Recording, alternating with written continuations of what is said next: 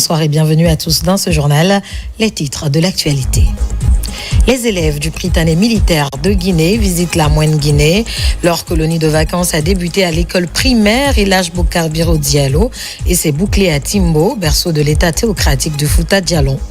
Et puis cette autre étape importante dans les préparatifs du vote référendaire du 21 septembre prochain. 2 jours de formation viennent d'être lancés en faveur des magistrats et cadres du dépôt de tutelle. Les échos dans ce journal. Enfin, gestion des réfugiés en Guinée. Le secrétariat exécutif part à la rencontre de ceux établis en Haute-Guinée. C'est tout pour le sommaire. Encore une fois, bonsoir et bienvenue à tous dans ce journal. À la Direction générale des douanes, des réformes se poursuivent dans le renforcement du capital humain. Une semaine de formation en surveillance a permis aux cadres d'apprendre les derniers outils en vue de contrecarrer la fraude pour plus de recettes. Mohamed Seyar Souma pour en savoir plus. La coopération entre la Guinée et la France figure à la bonne enseigne, une opportunité saisie par l'administration des douanes. Pendant une semaine, 35 officiers apprennent les nouveaux outils en matière de surveillance. La formation est axée sur le programme prévisionnel des unités mobiles, l'objectif étant de prévenir, détecter et lutter contre la fraude. Nous vous promettons qu'à la sortie de cette salle, il y aura un changement net de mentalité suivi d'une amélioration dans tous les sens. Car la performance en matière de recettes dépendra de la performance de la surveillance. On a tous à cœur de poursuivre pour la suite, pour ce beau projet qui est la mise en avant de la branche de la surveillance, afin de faire face aux différents enjeux de la lutte contre la fraude. Donc voilà, nous souhaitons pleinement poursuivre cet engagement et dans la mesure du possible, continuer à être à vos côtés. Cette détermination est réciproquement affichée par les douanes guinéennes, une manière de concrétiser les réformes au sein de cette importante régie financière. Pour preuve, et en un temps record, une batterie de thématiques est déjà capitalisée. Cette formation que nous sommes en train de vous donner à tout bout de champ, aujourd'hui c'est la surveillance. Hier c'était la déontologie. Avant-hier, le management. C'est pour nous préparer, nous et vous, à mieux affronter les réformes douanières que nous nous sommes décidés d'entreprendre. Sur le terrain, il sera question de faire face à la complexité du commerce international. Invite est faite à mettre en pratique les connaissances acquises. Par la suite, procéder à un transfert de compétences. De retour dans séjour au Ghana, les élèves du Prytanée militaire de Guinée poursuivent leur colonie de vacances au cœur de la Moyenne-Guinée, de l'école primaire Elhadj Boucar Biro Diallo, témoin d'un siècle d'histoire éducative à l'Unipod, vitrine de l'innovation technologique en passant par Timbo, berceau de l'État théocratique du Fouta Djallon. Ces jeunes élèves ont découvert une région où passé et présent sont à prendre en compte pour inspirer la Guinée de demain. Fatoumata Koroma, Mandio Sidibé. De retour du Ghana, les élèves du Prytanée militaire de Guinée poursuivent leur colonie de vacances au cœur de la Moyenne-Guinée, précisément à Mamou. Dès leur arrivée, ils ont été accueillis au gouvernorat par le directeur de cabinet avant d'effectuer une visite guidée des locaux, symbole de l'ancrage institutionnel et administratif de la région. Nous sommes tous animés d'un sentiment de joie d'avoir reçu nos enfants qui sont en pleine formation dans les locaux de nos bureaux de la région administrative de Mamou. Nous sommes animés d'un sentiment de joie dans la mesure que nous voyons ces enfants évoluer sur un chemin qui va dans l'unification de la Guinée à travers toutes les couches sociales. Ces enfants sont issus de différentes familles, de différentes régions. Ces enfants, lorsqu'ils continuent à bénéficier de ces formations, le résultat c'est quoi? C'est de voir nos propres enfants s'accepter, se comprendre et discuter les problèmes de la Guinée pour trouver des solutions guinéennes à tous nos problèmes. Ils ont ensuite poursuivi leur parcours à l'école primaire Elhadj Boucar Biro Diallo, l'une des plus anciennes institutions scolaires du pays. Fondée à Timbo en 1878, transférée en ville en 1908, puis connue sous le nom de Foyer des Métis, Cette école a vu défiler 11 directeurs français avant de devenir le Centre 1 en 1933, puis d'adopter à l'ère démocratique le nom d'Elhadji Boubacar Biro Diallo, premier président élu de l'Assemblée nationale. Aujourd'hui, avec ses 19 salles de classe et 22 groupes pédagogiques, elle continue de former des générations de Guinéens qui marquent l'histoire du pays. La découverte s'est poursuivie à l'Unipod de Mamou, un pôle d'innovation ouverte, inauguré en mai 2025 avec le soutien du PNUD et du gouvernement guinéen. Véritable incubateur de créativité et de technologie, il abrite des espaces modernes, ateliers de mécanique, d'électricité, de textile, laboratoire de prototypage rapide, studio audiovisuel, coworking et même un espace agrotechnologique. Sa mini-centrale hybride solaire EDG de 15 kW illustre la jonction entre la théorie et la pratique tout en favorisant l'autonomie énergétique. Au bord du fleuve Bafing, le fleuve noir en Mandingue, les élèves ont observé une activité de pisciculture. Prenant sa source en Guinée, près de Mamou, le Bafing s'unit plus loin, au Bakoy, pour donner naissance au fleuve Sénégal, élément vital et historique de l'Afrique de l'Ouest. Dans le cadre du programme Simandou Academy, cette colonie de vacances initiées va au-delà du cadre du divertissement. C'est une contribution fondamentale au niveau éducatif et social des enfants, qui sont des compléments essentiels à l'éducation qu'ils ont reçue au Prytanée militaire de Guinée. Je veux profiter pour réitérer ma reconnaissance envers le général d'armée Mamadi Doumbouya, président de la République de Guinée, chef suprême des armées, son cabinet et à l'ensemble de la hiérarchie militaire pour tout le soutien apporté au Prytanée militaire de Guinée. L'itinéraire s'est achevé à Timbo, berceau de l'état théocratique du Fouta Djallon. Les élèves ont visité le mausolée de Karamoko Alpha Motimbo, premier almami du Fouta au XVIIIe siècle. Les concessions historiques de la ville, ainsi que la pierre sacrée où furent proclamées les 9 provinces fondatrices de l'Imama. Une plongée dans l'histoire qui relie les bâtisseurs d'hier aux héritiers d'aujourd'hui.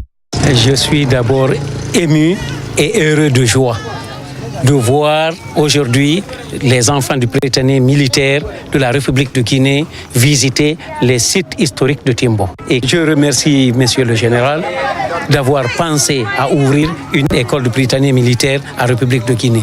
Parce qu'avant, c'était seulement les enfants, les hauts cadres militaires qui pouvaient y accéder. Mais maintenant, c'est par la capacité.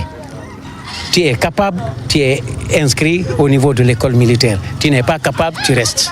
Reconnaissant pour cette initiative riche et formatrice, les élèves du Prytanée militaire de Guinée adressent leurs vifs remerciements au président de la République, son Excellence le général Mamadi Doumbouya, dont la vision place la jeunesse au centre de la construction nationale, et se réjouissent de l'expérience vécue qui renforce leur fierté d'appartenir à une génération appelée à bâtir la Guinée de demain. Cette visite était riche en découvertes et nous avons appris énormément de choses sur le Fouta depuis sa création jusqu'à maintenant. Au cours de cette visite, nous avons eu à faire beaucoup de découvertes et c'est avec une immense estime que nous avons pu découvrir cette préfecture avec un paysage hors du commun. Elle a été instructive et ça nous a permis de nous reconnecter avec le passé. Je suis certaine que c'était le cas pour tout un chacun de nous. Je suis très heureux d'avoir la chance de visiter cette ville, la ville de Mamou, qui est l'une des villes phares de la Moyenne Guinée.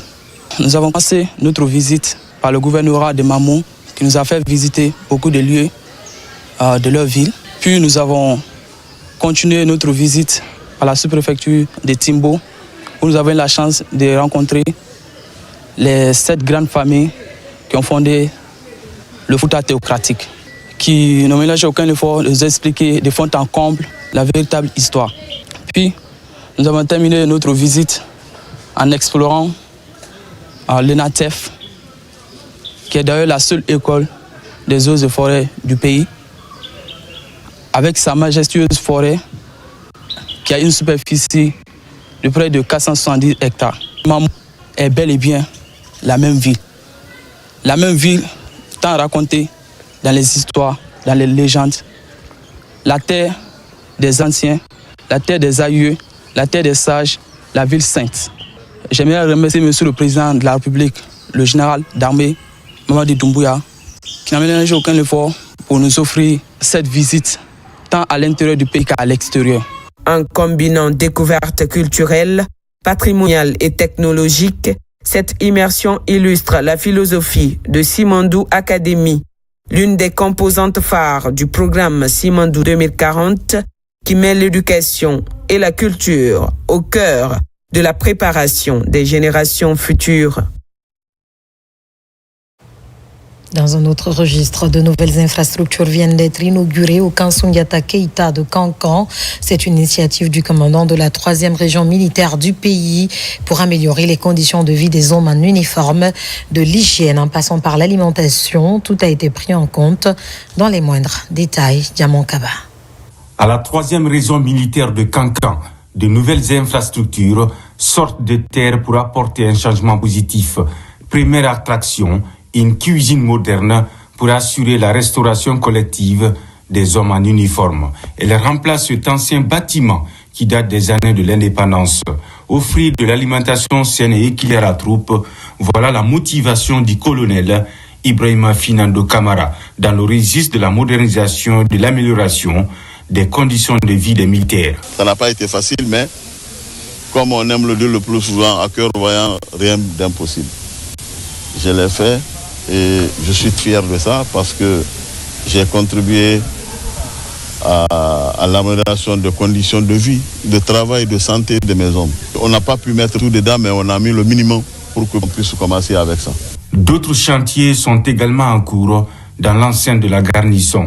L'ambition est claire, changer l'image de la 3e région militaire de Kankan. Des efforts qui traduisent la volonté du CNRD à soutenir le bien-être des hommes en uniforme. Le premier travail du colonel Ibrahima Finando Kamara a été la rénovation de son bureau.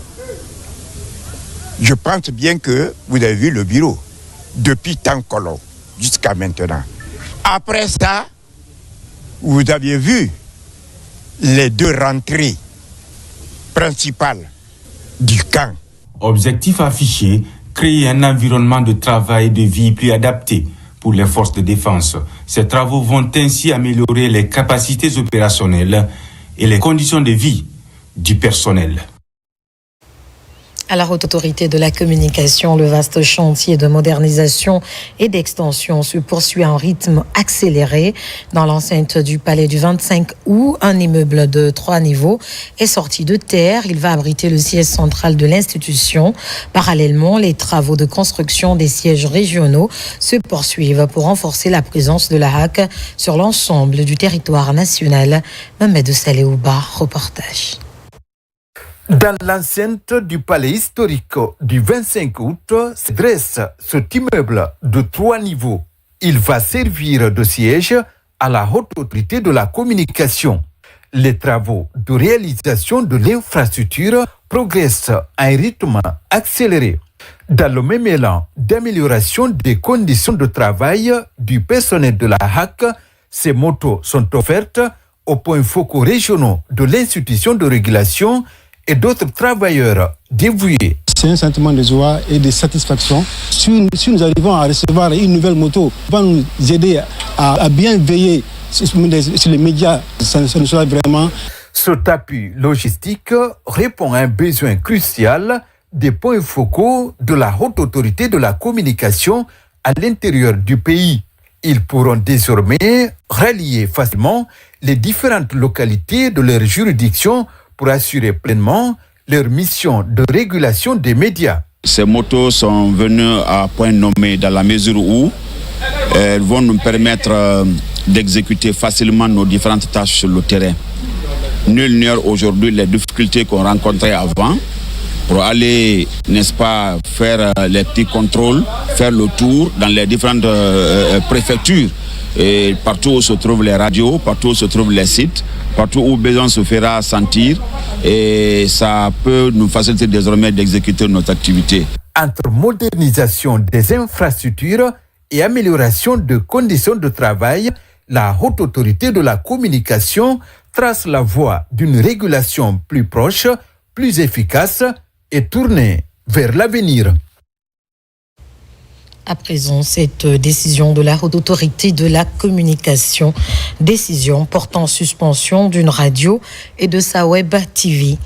Vu la charte de la transition, vu la décision numéro 6, RAC P25 en date du 11 juin 2025 portant interdiction de l'exercice du métier du journaliste Lamine Guirassy en République de Guinée pour diffusion de fausses nouvelles et fausses consignes, constatant la reprise par Sabari FM et SAP TV d'une émission produite en France et animée par ce journaliste interdit d'exercer la profession en République de Guinée. Vu le rapport hebdomadaire du centre monitoring de la RAC, suite à l'autosaisine de la Haute Autorité de la Communication, après l'examen par le collège de la RAC de l'émission Les Fouineurs de Sabari FM du 5 septembre 2025 en simultané sur la web TV, SAP TV, la Haute Autorité de la Communication, après en avoir délibéré en sa séance plénière extraordinaire du samedi 13 septembre 2025, décide. Article 1er. La suspension de la radio Sabari FM pour une période de 45 jours pour rediffusion d'une émission produite par un journaliste interdit d'exercer la profession en Guinée. Interdiction de la web TV, SAP TV, pour avoir relayé cette information. Ce conformément aux articles 39 et 40 de la loi L 2010-002 CNT du 22 juin 2010 portant sur la liberté de la presse en République de Guinée. Article 2. La présente décision qui prend effet à compter de la date de sa signature sera enregistrée et publiée au journal officiel de la République, qu'on a écrit le 13 septembre 2025, signé Boubacar Yassine Diallo, président de la Haute Autorité de la Communication. À Kindia, validation du manuel de procédure pour les directions de la recherche scientifique et de la documentation. La rencontre a mobilisé l'ensemble des parties prenantes qui ont, pour un premier temps, étudié le document avant d'en venir à sa validation. Yaya Silla pour en savoir plus. Ce sont des cadres du ministère de l'Enseignement supérieur, de la recherche scientifique et de l'innovation qui sont en conclave pour valider ce document sur le manuel de procédure dans les institutions de recherche et de documentation. C'est un document qui permet essentiellement de clarifier les rôles des différents acteurs. Qu'est-ce que chacun doit faire en termes de gouvernance, en termes de gestion administrative? Ça permet en fait d'éviter les conflits de compétences entre les différents acteurs au sein d'une même institution. Mais du point de vue aussi financier, ça permet d'aller vers la transparence. Ce document, issu d'une enquête diagnostique sur la gestion administrative, financière et la recherche scientifique, est un outil de travail pour les agents du département de l'enseignement supérieur. Les participants à cet atelier ont étudié le contenu de ce manuel en se basant sur les lois à la matière. Le manuel de procédure, c'est un document interne qui permet ici de gérer de façon convenable les institutions de nos institutions. C'est un document qui permet à tous les responsables d'une institution donnée, tous les intervenants, de savoir qui fait quoi. Où est-ce que mon travail commence, où ça se limite. Après 2 jours de travail, ces cadres ont validé ce document sous réserve d'un autre amendement si la nécessité se présenterait. En tout cas, le département de l'enseignement supérieur, de la recherche scientifique et de l'innovation a désormais un document de gestion des procédures à main. Dans l'actualité, la région administrative de Bokeh a cette année comptabilisé 16 lauréats aux différents examens nationaux. Pour les encourager, l'État guinéens à travers l'Agence nationale des télécommunications offre à chacun un ordinateur. C'est une manière de les accompagner dans leur apprentissage, en plus d'inciter d'autres à leur emboîter le pas. Younous Atawel Kamara, reportage. La joie se lit sur le visage de ces lauréats aux différents examens nationaux session 2025 au compte de la région administrative de Boké. Il s'agit de 16 lauréats au total, dont 10 au certificat d'études élémentaires et 6 au brevet d'études du premier cycle qui sont récompensés par l'État guinéen à travers l'Agence nationale des télécommunications et du numérique.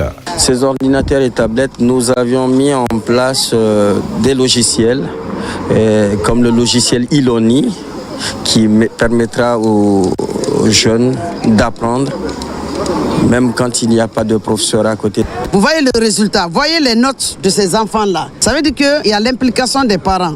Donc nous lançons un appel vraiment aux parents d'élèves de ne pas se fatiguer, de cesser d'accompagner le système éducatif dans l'intérêt de notre pays. Cette cérémonie empreinte de solennité et de fierté a mobilisé parents, encadreurs d'élèves et les autorités éducatives de Boké qui se sont entièrement impliqués dans la formation des lauréats.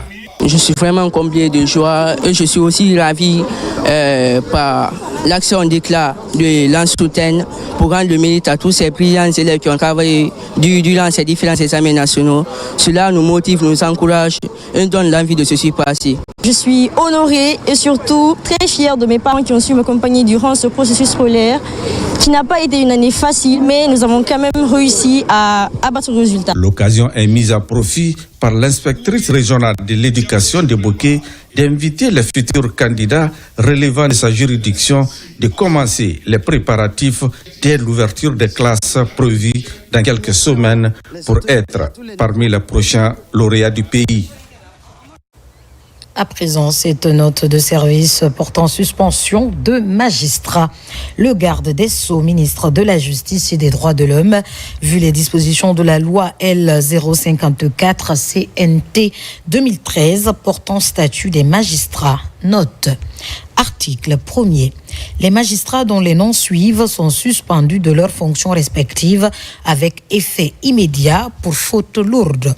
Ce sont Monsieur Mamadou Hadi Diallo, substitut du procureur assurant l'intérim du procureur de la République près le tribunal de première instance de Zérékoré.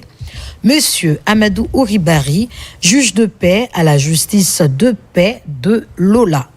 Monsieur Ibrahima Kamara, juge au tribunal de première instance de Zérékoré, assurant l'intérim du juge de paix de Lola. Article 2. Madame la secrétaire générale, Monsieur l'inspecteur général des services judiciaires et pénitentiaires et Monsieur le premier président de la Cour d'appel de Cancan et Monsieur le procureur général près la Cour d'appel de Cancan sont chargés chacun en ce qui le concerne de l'application de la présente note de service qui prend effet à compter de sa date de signature. Conakry le 13 septembre 2025 pour le ministre par ordre et par délégation spéciale de signature, la secrétaire générale, Madame Irène Marie Adjimalis. Dans le volet santé, les résultats de 2500 échantillons prélevés chez les humains et les animaux ont été présentés aux parties prenantes du projet Fever Project. L'objectif est de faciliter la connaissance de l'origine des maladies fébriles en Guinée. Ousmane Ouattissé, Kerno Maroufba. Après 5 ans de recherche sur les causes des maladies fébriles chez les humains et les animaux en Guinée, les parties prenantes du Fever Project se retrouvent.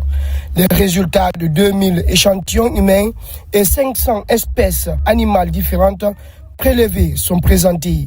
L'idée étant de déterminer les causes des agents pathogènes des maladies fébriles en Guinée.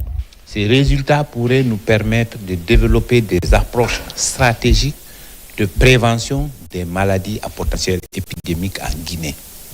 Parce que les résultats, vous verrez que on saura qu'est-ce qui est en première position dans une cause de fièvre, qu'est-ce qui vient après, qu'est-ce qui vient ensuite.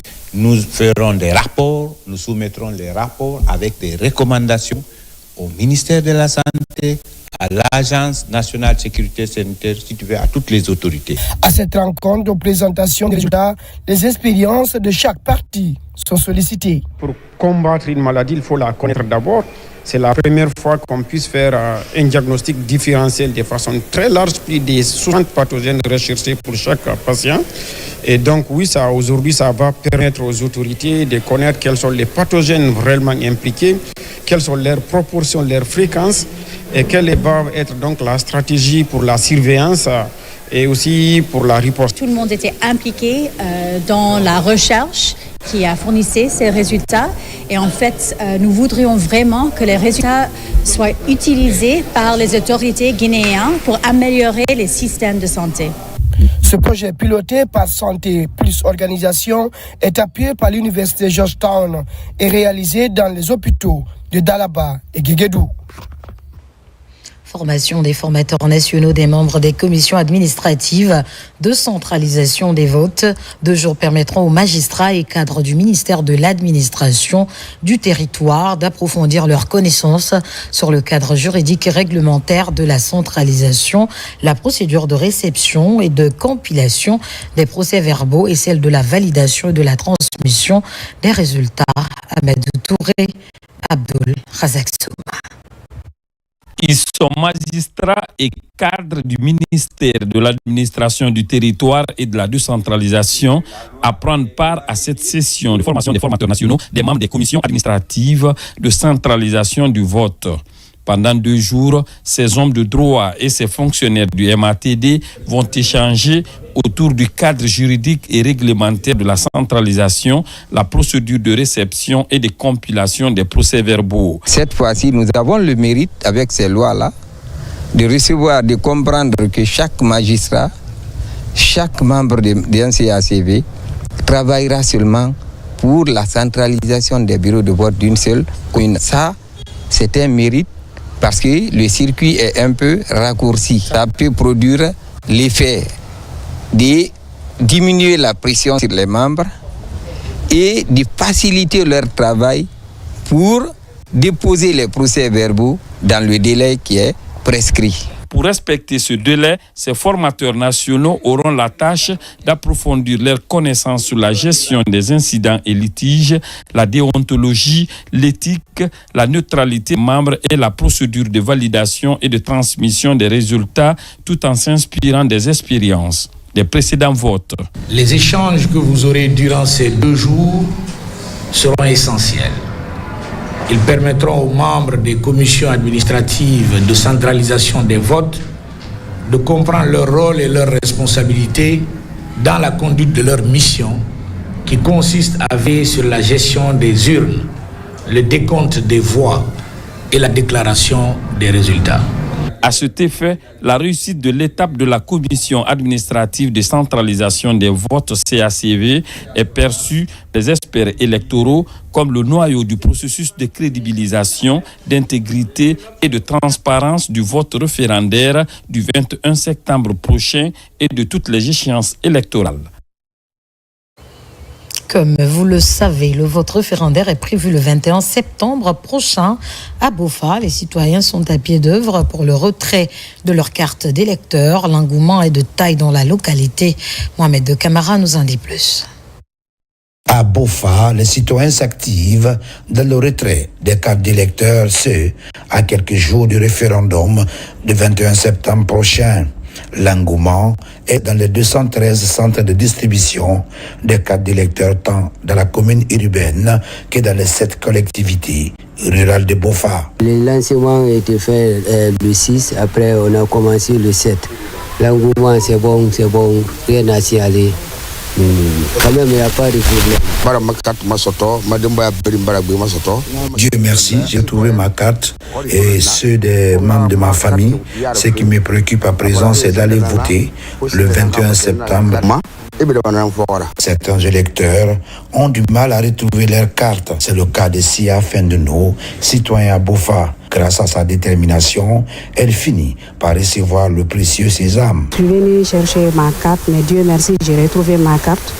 Aujourd'hui, je suis très très contente Je suis devenue aujourd'hui citoyenne guinéenne. Le constat fait, nous nous rendons compte que franchement, les uns et les autres sont venus massivement retirer leur carte d'électeur afin de voter le 21 septembre massivement. L'engouement est de taille parce que avec la vulgarisation qui a été faite, les gens ont compris le bien fondé de ce projet de nouvelle constitution. L'avenir des 95 361 électeurs dans ce scrutin du 21 septembre se joue pour un premier temps à travers le retrait des cartes d'électeurs avant le jour du vote. Dans le même registre, en Allemagne, la représentation diplomatique de Guinée s'active dans la distribution des cartes d'électeurs des 5000 Guinéens recensés. L'ambassadeur et ses équipes ont fait le tour des différentes villes qui vont abriter les bureaux de vote. N'est-ce pas, Makemedoso? Dès le 6 septembre, date officielle du lancement des opérations de retrait des cartes d'électeurs, l'ambassadeur de Guinée en Allemagne a activé ses cellules de communication dans les villes où il y a plus de Guinéens. De nos jours, à Berlin par exemple, le point de récupération des cartes ne désemplit pas. Je viens de recevoir ma carte d'électeur pour le référendum et j'invite tous les Guinéens établis en Allemagne de récupérer leur carte consulaire et leur carte d'électeur afin de voter massivement le 21 septembre 2025. Les sites retenus pour le retrait des cartes d'électeurs sont ouverts tous les jours. Une manière pour l'ambassadeur Aliou Bari de distribuer les 5000 cartes avant la date butoir. Conformément aux instructions de son Excellence Dr Maurice Sanda Kouyaté, j'ai l'honneur de lancer officiellement les opérations de distribution des cartes d'électeurs à Berlin, à Francfort, à Dortmund, à Düsseldorf et à Bremen. J'ai pris des initiatives allant dans le sens de faciliter la distribution des cartes d'électeurs des 5000 compatriotes recensés il y a quelques mois. Pour le diplomate guinéen en Allemagne, la récupération des cartes d'électeurs est un acte fondamental dans le processus électoral. C'est le seul moyen qui atteste que le citoyen est inscrit sur la liste électorale d'une localité précise. Je vous le disais au sommaire, la Commission nationale de l'intégration et de suivi des réfugiés en Guinée poursuit sa série de prises de contact après les étapes de Conakry et de Massanta. L'équipe séjourne présentement en Haute-Guinée. Il est question de faire part aux personnes déplacées, aux réfugiés vivant sur le sol guinéen, de la volonté du gouvernement quant à leur insertion au sein de la communauté. Mohamed Lamine Camara. À 85 km de Kankan, la préfecture de Mandiana, ici la Commission nationale pour l'intégration et le suivi des réfugiés rencontre les personnes déplacées de force et les réfugiés vivant le long de la frontière entre la Guinée et le Mali. À ce conclave, ils sont une centaine de personnes venues du Mali et du Burkina Faso. Je suis tellement ravi d'être rencontre parce que on nous a fait savoir que dès à présent, si toutefois on a pu obéir de ce qu'ils ont dit, voilà ce qui concerne le recensement, en tout cas on aura la sécurité. Au cours de ces échanges, le secrétaire exécutif tente de rassurer ces citoyens déplacés de la volonté du gouvernement à travers son institution des dispositions prises pour restaurer le climat de confiance et améliorer les conditions de vie de cette population vulnérable. Depuis notre nomination le 6 août 25 et après l'installation de 12, nous avons directement fait des visites de prise de contact. Et aujourd'hui, la troisième étape consiste à venir visiter, n'est-ce pas, nos collègues qui sont en Madiana, qui ne sont pas encore complètement refusés, mais nous venons vers eux parce qu'ils demandent une protection internationale. Et c'est un devoir pour le bureau de venir avec une équipe pour pouvoir recenser tous les Burkinabés maliens qui vivent aujourd'hui en Madiana, qu'ils aient le statut refusé. Cette tournée témoigne de l'engagement de la Commission nationale pour l'intégration et le suivi des réfugiés à garantir l'insertion sociale des personnes déplacées au sein de la communauté guinéenne. Et puis cette ouf de soulagement pour les écrivains de Guinée. À la demande de l'Association des écrivains de Guinée, le DG du Bureau guinéen des droits d'auteur était face aux acteurs de l'industrie du livre ce 12 septembre. Les échanges ont porté sur le mécanisme de protection de la propriété intellectuelle et sur les droits d'exploitation liés à un livre. Autre précision avec Sona Sagnon. Pour une bonne appropriation des mécanismes de protection de la propriété intellectuelle et les droits d'exploitation liés à un livre, l'Association des écrivains de Guinée échange avec les acteurs du secteur livre. La démarche consiste à discuter des stratégies pour la mise en place d'un plan d'action légal pour renforcer la visibilité des auteurs et leurs œuvres sur le marché local et international. Les écrivains se posaient beaucoup de questions de savoir en quoi retournent, n'est-ce pas, les conditions de paiement, d'acquisition de leurs droits à partir du bureau des droits d'auteur de Guinée. Et j'avoue que cette conférence qui a été animée par le directeur général nous a édifiés et nous avons eu des réponses adéquates. C'était une opportunité donc pour nous de discuter de long en large pour leur permettre de comprendre les mécanismes de perception des redevances issues de l'utilisation des œuvres littéraires, mais aussi les mécanismes de répartition.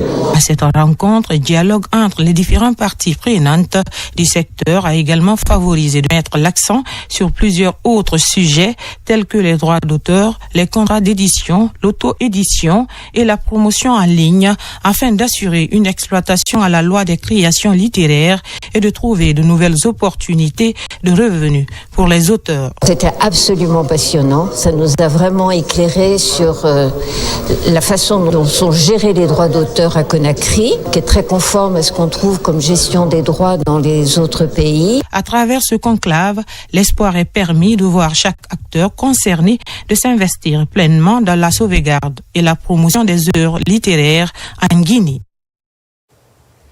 Interface entre les autorités et les producteurs. À Mamou, les autorités de la Chambre régionale d'agriculture viennent de sillonner les périmètres des préfectures de Mamou, d'Alaba et Pita. L'objectif est d'échanger avec les acteurs du monde rural en vue de corriger les imperfections. Mamadou Paté-Baldé, Fodé Camara. Après sa première session, la Chambre régionale d'agriculture de Mamou a entamé sa toute première tournée de prise de contact avec l'ensemble des acteurs du monde rural des 3 préfectures de la région. Objectif, échanger avec eux sur leur vie quotidienne et les réalités professionnelles. Nous avons un programme d'aller dans toutes les différentes sous-préfectures de la région pour rencontrer nos différents producteurs, connaître leurs préoccupations. Parce que le monde rural rencontre des difficultés. Il n'y a pas des unités de transformation, de conservation, ni rien. Si nous prenons le cas de l'année dernière, franchement, la population de cette région a perdu plus de 15 milliards.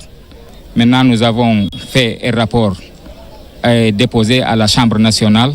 Nous attendons la suite. Dans les différentes localités visitées, elle a eu des échanges fructueux avec ses démembrements à la base, les conditions de relance des activités agricoles, l'accroissement de la production et la mise à disposition des outillages agricoles, des intrants et des produits phytosanitaires. Nous avons vraiment trouvé que le monde rural est très bien organisé à la base. Ils nous ont accueillis. Les préoccupations sont les mêmes. Nous sommes ravis vraiment de ce que nous avons vu ici. En tant qu'acteurs du monde rural, vraiment, c'est un sentiment de satisfaction. Au terme de cette visite de terrain, la Chambre régionale d'agriculture a pris en compte l'ensemble des préoccupations des agriculteurs et rassure ses acteurs de sa disponibilité à multiplier ce genre d'activités en vue de répondre à leurs attentes pour le bien-être des Guinéens. En tournée à l'intérieur du pays, le nouveau directeur national des forêts et faune s'est rendu dans les régions de Farana et de Zérékoré. L'objectif est d'échanger avec les cadres des services déconcentrés sur le renforcement des mesures de protection de l'environnement. C'était aussi l'occasion d'évaluer les projets en cours dans ces zones. Les détails avec Ousmane Bar et Salifou Silla. Une mission de prise de contact du directeur national des forêts et faunes avec les cadres des services déconcentrés dans les régions de Farana et Zérekouré. Ici, c'est un partenariat qui est scellé avec l'Institut de Farana pour un accompagnement du ministère de l'Environnement et du Développement durable. À Kissidougou, Massanta, Lola, Yomon, Beila et Zérekouré, il a donné des instructions fermes. Dans le cadre de la prise de contact avec les services techniques, nous avons trouvé vraiment des conservateurs aguerris, des conservateurs mobilisés, des conservateurs prêts à travailler conformément aux instructions données par Madame la ministre de l'Environnement et du Développement durable dans le cadre de la protection de nos forêts et de nos zones sauvages. Second volet de la mission, s'enquérir de la mise en œuvre du projet de renforcement de la résilience d'adaptation des communautés les plus vulnérables au changement climatique, PRAC.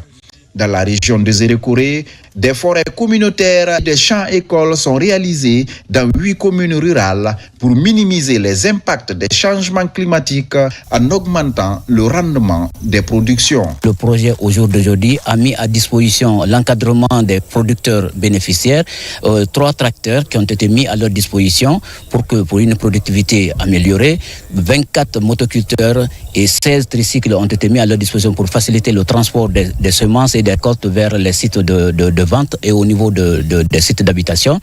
On a essayé de mettre aussi l'appui de 3000 femmes maraîchères aujourd'hui dans le développement d'un système de maraîchage innovant. Dans la mise en œuvre du projet, les techniciens mettent à contribution les leaders communautaires et les radios rurales pour relayer les informations relatives aux bénéfices de ces innovations. Et nous revenons sur cette décision de la Haute Autorité de la Communication portant suspension d'une radio et de sa web TV. Vu la charte de la transition, vu la décision numéro 6 RAC P25 en date du 11 juin 2025 portant interdiction de l'exercice du métier de journaliste du journaliste Lamine Guirassi en République de Guinée pour diffusion de fausses nouvelles et fausses consignes, constatant la reprise par Sabari FM et Sab TV d'une émission produite en France et animée par ce journaliste interdit d'exercer la profession en République de Guinée. Vu le rapport hebdomadaire du centre monitoring de la HAC suite à l'autosaisine de la Haute Autorité de la Communication. Après l'examen par le collège de la HAC de l'émission Les Fouineurs de Sabari FM du 5 septembre 2025 en simultané sur la web TV Sab TV, la Haute Autorité de la Communication, après en avoir délibéré en sa séance plénière extraordinaire du samedi 13 septembre 2025, décide. Article 1er. La suspension de la radio Sabari FM pour une période de 45 jours pour rediffusion d'une émission produite par un journaliste interdit d'exercer la profession en Guinée. Interdiction de la web TV, Sab TV, pour avoir relayé cette émission, ce conformément aux articles 39 et 40 de la loi L 2010-002 CNT du 22 juin 2010 portant sur la liberté de la presse en République de Guinée. Article 2. La présente décision, qui prend effet à compter de la date de sa signature, sera enregistrée et publiée au journal officiel de la République. Conakry le 13 septembre 2025, ont siégé et signé Boubacar Yassine Diallo, Elhadj Fodé Bouya Fofana, Guéli Mori Djoubate, Sarata Diallo Keita, Ahmed Kami Kamara, Oumou Haïri Chérif, Amadou Touré, Mariama Kamara, Mariama Donzo, Mariam Naïté, Fanta Dopaogi. Pour finir, les Guinéennes de France organisent chaque année une rencontre dénommée Nuit des Grandes Dames, une occasion mise à profit pour valoriser le textile guinéen. Pour cette 4e édition qui se tient dans un contexte de campagne référendaire, elles ont véhiculé des messages de paix et d'unité nationale et ont invité chacun à retirer sa carte d'électeur. Alia John Keita, Seko Ferna Koroma.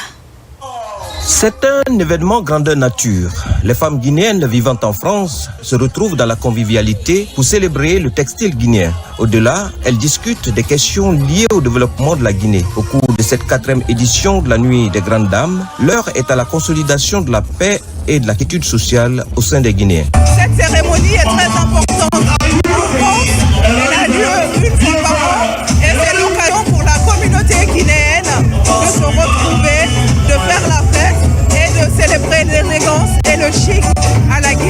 Cet événement est devenu une occasion pour vendre la compétence des créateurs guinéens. Des styles et modes qui riment avec l'élégance, les grandes dames retiennent vraiment l'attention. Naomi Création et son équipe mettent tout leur talent et leurs compétences au service des grandes dames de la Guinée, des grands hommes de la Guinée, des intellectuels, femmes d'affaires, des personnes prestigieuses qui font avancer la Guinée. Nous sommes ici aujourd'hui à Paris pour donner la force à notre sœur Naomi Création qui a sa 4e édition de la soirée des grandes dames.